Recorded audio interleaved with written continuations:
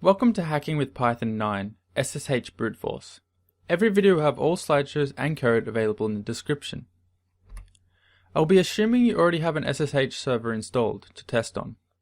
If you don't have a server to test on, and don't know how to set up a local one on Ubuntu, follow the instructions in the Hacking with Python SSH botnet video. So quickly, what is SSH? SSH stands for Secure Shell. This is because it allows for remote shell or command line operation. It is secure because it is encrypted, unlike its predecessor Telnet. SSH is an interesting topic to read about, and if you get some time to read about it, it may interest you. So how will it work? Just like the botnet, we are going to use the pexpect library with the pxSSH module to connect to the SSH server. We will iterate through the lines in our dictionary and test them by attempting to connect to the server. Timeouts or sync errors will retry, and when we find the correct password, the connection will be accepted and will print out the password and then give a prompt to the user. The current version of pxSSH still has an annoying bug in it. It works on some machines and doesn't on others, so I've uploaded a fixed version of the module for us to use in the slides folder. You can find it in the description. Download the pxSSH.py file and make sure to put it in the same folder as your code file. Okay, let's jump straight into it. Let's call our program sshbrute.py. Remember to make sure the pxSSH file is in the same directory as our code file. Okay, so let's jump over to Ubuntu.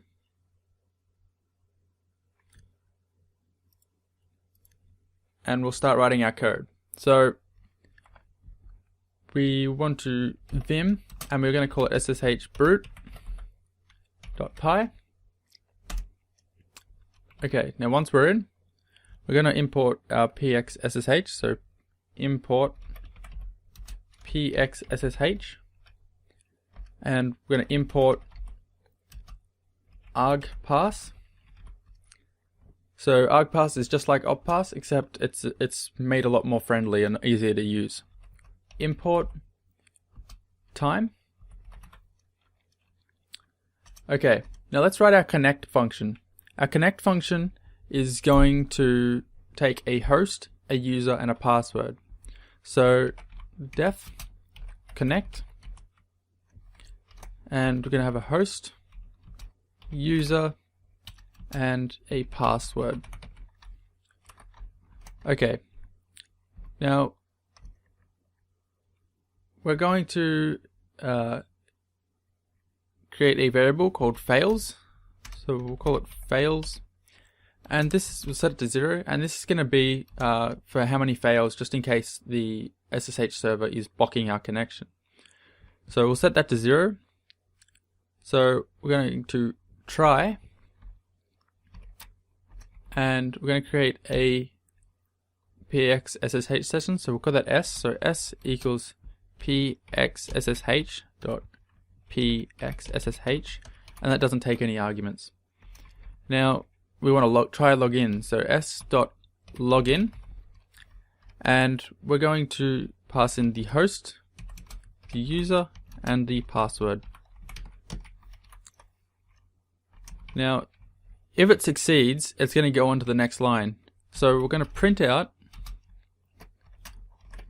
password found, and then we'll output the password that we tried. Password. And then we're going to return the connection, so S. Now we're going to run our accept, and in our accept we're going to catch exceptions, so exception, and we're going to call it E. Okay, so if our fails is greater than 5, we're going to print out, put some exclamation marks, show that something's gone wrong, too many socket timeouts. Okay, and if that happens, we're going to exit because we're never going to get through. Oop, I haven't closed my string correctly. We're going to exit out of the program. Okay, so else if we get read underscore non-blocking in string of E, the exception, then we're going to increment fails. So fails plus equals 1. And then we're going to sleep for a few seconds. So time dot sleep 5, and then we're going to return another try. So connect host user password, and that'll recursively keep trying to connect until the fails reaches. Okay, so we're going to make another else if. So elif, and this is a synchronize error which SSH will return with. So if synchronize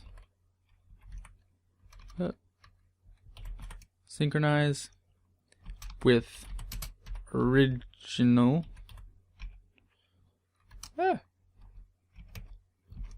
prompt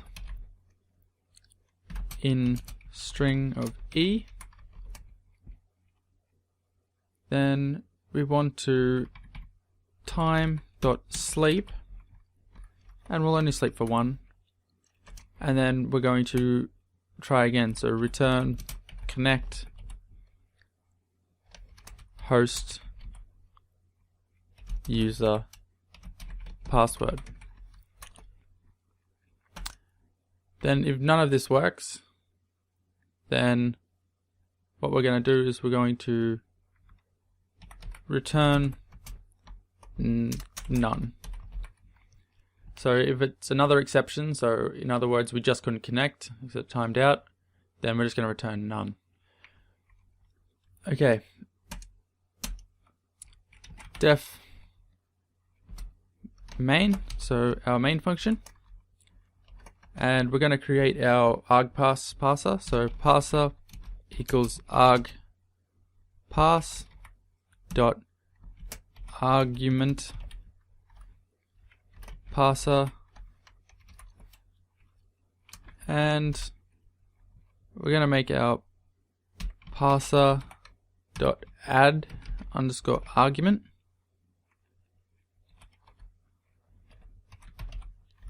and the argument we're going to take first is host, and the help for that is going to be specify target host, and we'll add parser dot add argument, and we're going to take the user help specify target user, and one more, and this one is going to be the dictionary file, and we'll call it file help equals specify password file. Okay, now we can get our args, so create a variable called args and make that equal to parser dot pass underscore args. Okay, now that'll create our parser, which will take everything that it needs. So now we'll do an if check to make sure that we've got all of the information that we need from the command line. So if args dot host and args dot user and args dot file, then we're going to continue with our program. So with open args dot file, so the dictionary that the user enters, in read only as in file. We're going to go through a for loop, so for line in file,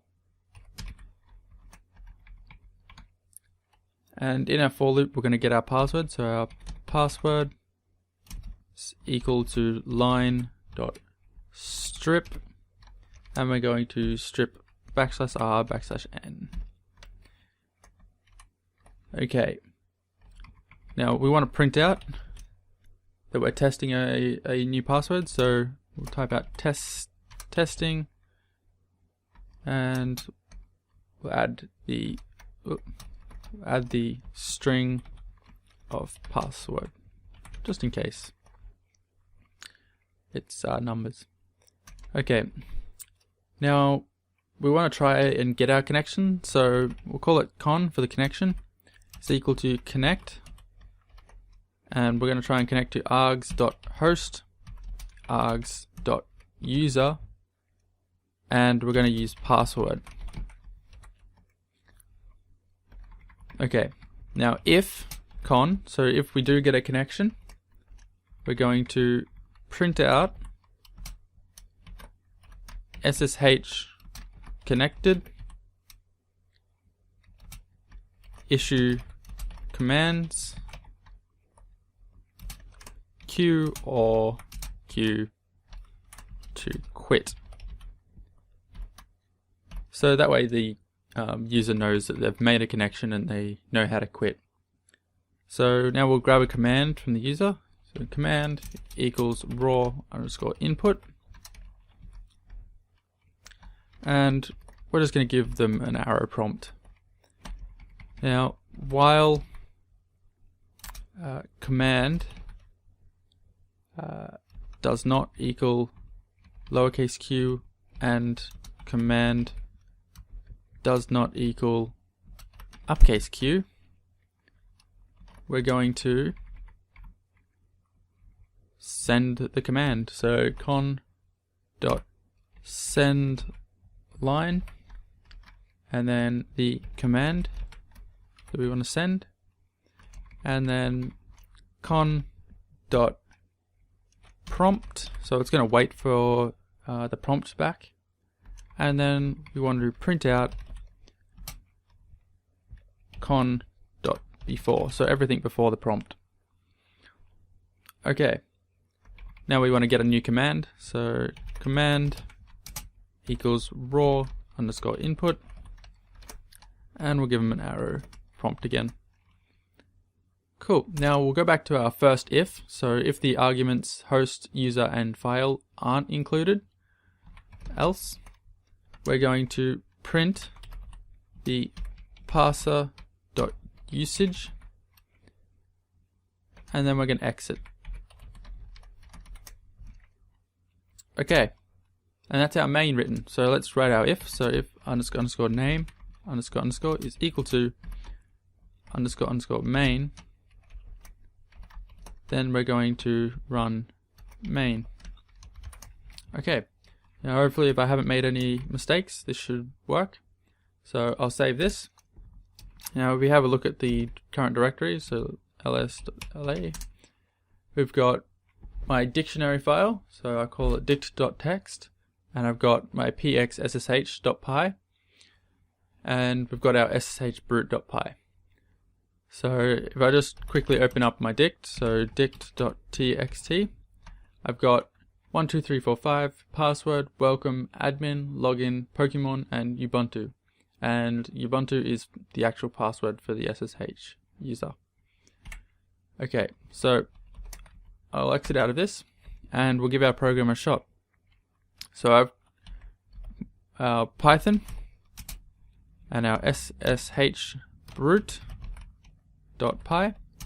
and it's going to take a user.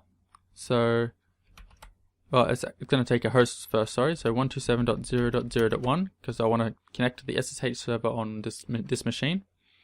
The user is Ubuntu. As you can see over on the left, my user is Ubuntu. And we also needed a passwords file, so dict.txt. Now if I run this, you'll see it starts testing the first password, and you'll notice that it pops up here asking that it wants to connect, but that's just Ubuntu doing what it does. And we'll see in a second that my SSH server has realized that somebody's trying to brute force it in the default configuration. So you could not grab keyboard, a malicious client may be eavesdropping on your session. So you can also see here that it's found the password, which was Ubuntu, after testing it, and it's returned us a prompt. So I could type ls here, and it'll give back a list of directories in my home directory. And if we want to quit, we can just type lowercase q or uppercase q, and it'll quit us back out of the program. Cool, so that all worked. We'll come back to the slides. This concludes our SSH brute force program. Try adding threads or merging it with the botnet. If you have any questions, leave it in the comments and I'll try my best to answer it. The next topic we'll be looking at, well, the next topics I should say, are Mechanical Soup and Scrappy. Thanks for watching.